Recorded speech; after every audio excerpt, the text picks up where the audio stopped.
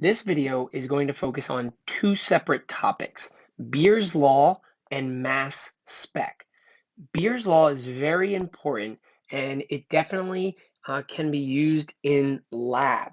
So this is something we really need to be good with, and then we have to be able to actually use this and apply this in lab situations as well. It can be very useful for kinetics. So it's something we got to know, and we got to know it for the entire course here. So basically, Beer's law can be used here to figure out concentration of colored solutions. All right. First of all, that's very important because I've seen questions on this where they ask about, which of these solutions could you use in the lab, or would you be able to do this technique with like a solution of sodium chloride? Well, no, because it has to be a colored solution. Think about it. If you put salt and water and dissolve it, it's not a colored solution. So that's a very important idea, is that the solutions here need to be colored to be able to do that. And basically, we're going to look at absorbance and concentration. So we'll talk more about the ideas here behind it, but the key is that we will make graphs of absorbance versus concentration, and they'll give us linear graphs here. So the equation for Beer's law is capital A equals little a BC. So capital A equals ABC. Capital A is the absorbance, and as you'll see, the absorbance doesn't have any units. Little a is the absorptivity coefficient, and you really need to watch the units of this because it's going to be based off of B and C, and the units essentially need to cancel out. So your absorptivity coefficient units will need to cancel out the units of B and C because big A, has no units. B is the path length, or the distance through the solution. Usually if nothing is given in a problem, this is assumed to be 1 centimeter. And then little c is the concentration. All right, so this is the equation you need to use for Beer's law, and you might be asked to solve for one of the things in this equation. And that's what we'll look at when we get to the problems here. But we definitely need to know and understand what's going on and how we can actually use this. In order to use this in lab, all right, we need to pass light through our samples that we're dealing with. So we said we're going to be using colored solutions here. So we'll use a spectrophotometer. We'll put our solutions in it. And basically what that's doing is, you don't need to fully understand everything here, but the basic gist is that we are taking a light source and we are going to select a specific wavelength for the colored solution we're looking at, and we're going to pass that through the sample, and we're going to detect how much of the light actually goes through. So this is the big takeaway here, and this is what you need to understand. All right, so the greater the concentration of a particular solution, so think about it, if these are colored solutions, the greater the concentration of that solution, the darker the color is going to be. Therefore, the solution will absorb more of the light. So the greater the concentration, the greater the absorbance. Basically, it's not going to let as much light through. And then we say this is then has a lower transmittance, meaning less light actually got through.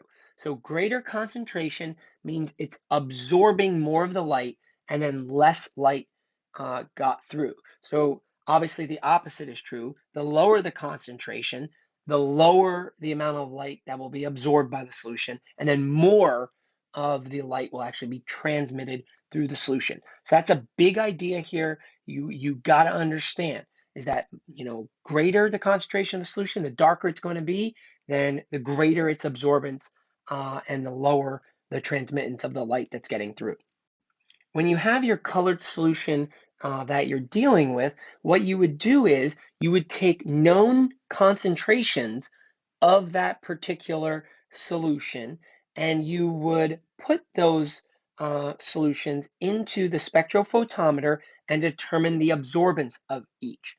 All right, think about it. You know the concentration of each of the different samples. You vary the concentration, put it in the spectrophotometer, and then this will tell you the absorbance of those solutions. So then you can make a plot here of absorbance versus concentration. And you should get a straight line or pretty close to it. And you might have to, graph this out. You might have to use, a best fit line here.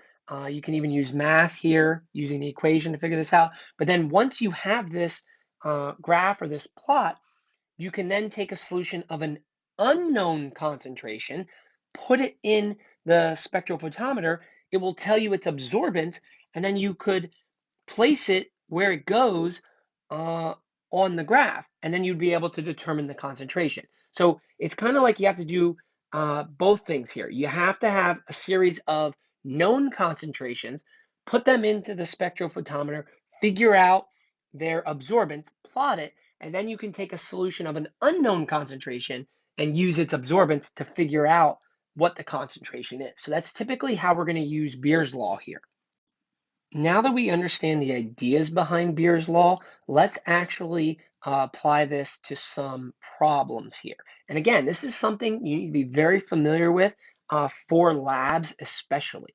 So this is telling us that we got this set of data here for a colored solution. Remember, we have to be dealing with colored solutions here of a particular chemical through a 1 centimeter tube.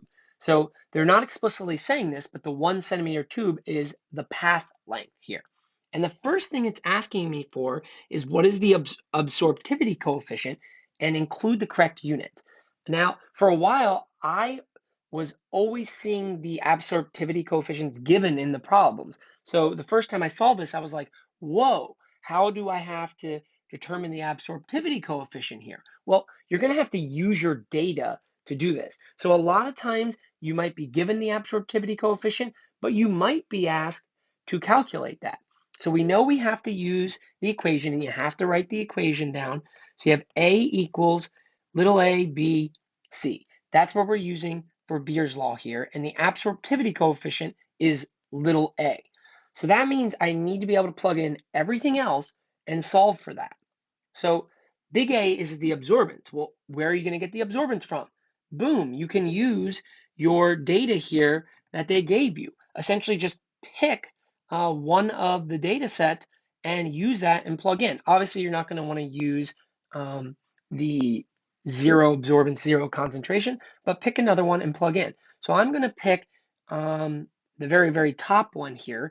So the absorbance is 0.690. Remember, there's no units for absorbance.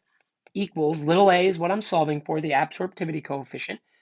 B is the path length, which they told me was 1.00 centimeters. Remember, pay attention to your units here because little a is going to have units and it's going to be based off of B and C. And then C is the concentration, which according to that particular row in the table was 0.500 molar. All right, so now you're just going to solve for little a here, all right? But realize you're going to be dividing your units by both sides here. Essentially, you're doing 1 times 0.5, but your units are then centimeters times molarity, but then you're going to divide that by both sides to solve for little a. So just be careful here with your units. All right, the math is pretty easy, but watch your units.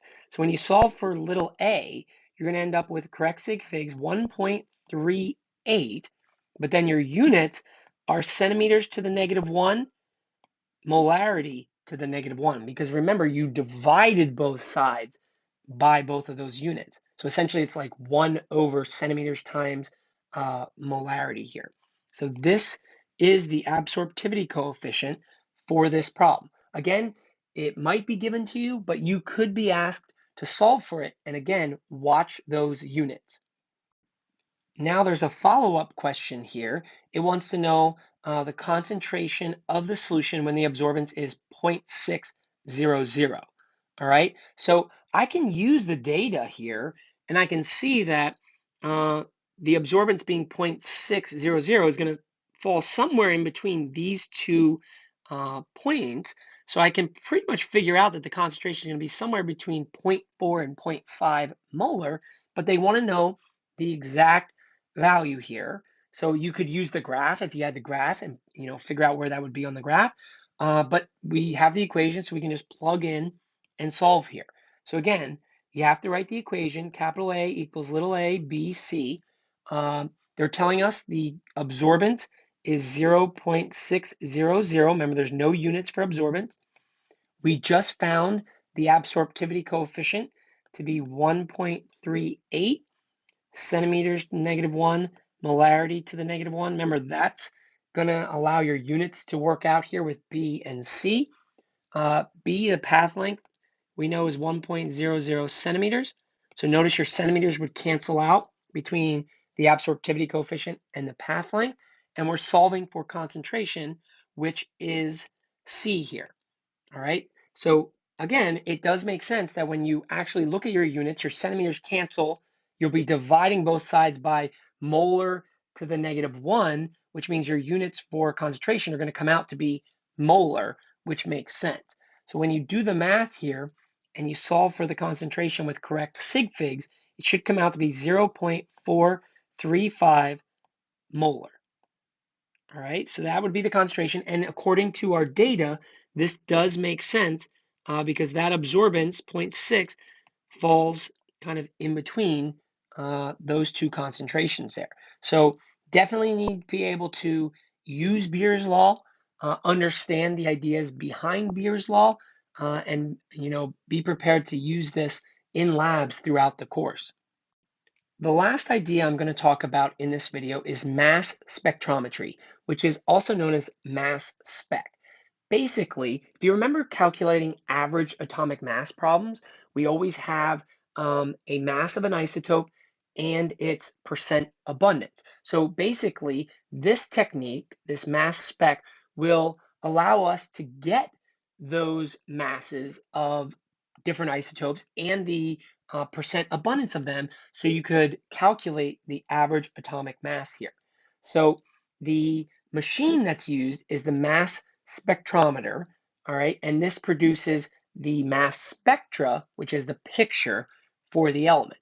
So if you look, this is a picture here of a mass spectra of a particular element, and you can see they give you the mass and the charge here on the x-axis, and the y-axis here is the percent abundance. So what this is saying is, for a particular isotope that has a mass of 10, it's going to be about 80.1% abundant.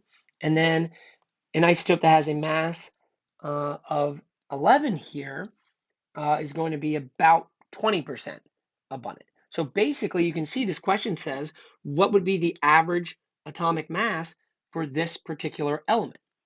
Okay, so if you look at this, you can see you can use the mass spectra here to figure that out. So it's just like you would do for an average atomic mass problem. You would do decimal times mass for each isotope, and then you would add them up, and you could figure out the average atomic mass here. So if you want to pause the video and try this, and then when you rejoin, we'll see how you did. So pause the video right now. Hopefully, this is the answer you got here using the mass spectra. So if you look, we have to take the decimal times mass for each of the two isotopes. So you got to take your percents and turn them into a decimal and times them by each of their masses. And the last thing you do is you add them up. So it comes out to be about 10.199 AMU. And this answer makes sense. I mean, if you look here, obviously there's only two isotopes.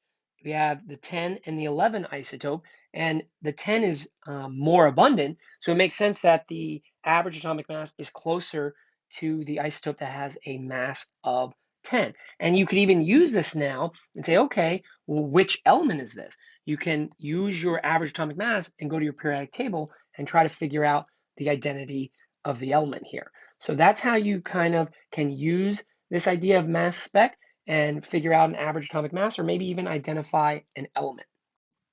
Couple other things I want to point out here with this mass spec.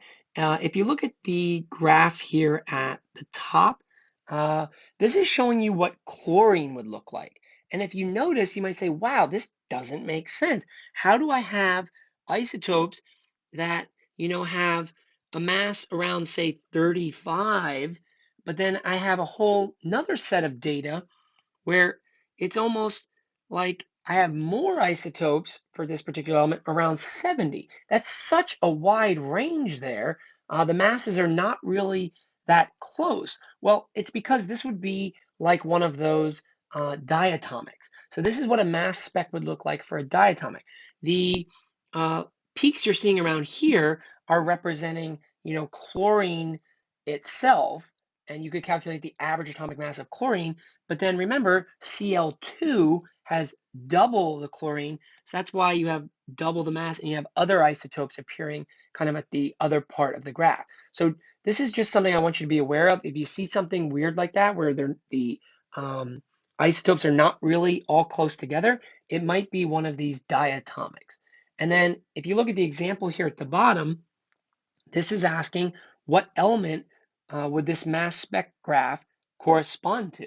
So just by looking at this, you can see, all right, that this particular element is going to have isotopes with masses of 24, 25, and 26.